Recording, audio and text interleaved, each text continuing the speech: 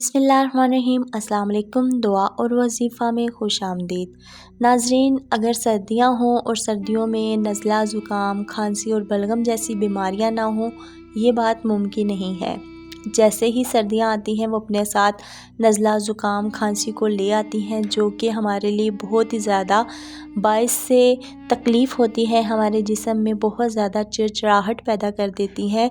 बीमारी चाहे किसी किस्म की भी हो, लेकिन जब वो होती है तो बहुत ज़्यादा हमारे जिस्म पर असरअंदाज़ होती है और ये बहुत ही ज़्यादा मुज़ी बीमारी होती है, जो कि सर्दियाँ अपने साथ लेके आती है। आज की वीडियो में मैं आपको नज़ला, ज़ुकाम, खांसी और बलगम के लिए एक ऐसा वजीफ़ा बताऊंगी जिसके करने से इंशाअल्लाह ताला ये तमाम बीमारियां आपसे दूर हो जाएंगी और इंशाअल्लाह ताला आपको शिफ़ाए कामिला नसीब होगा।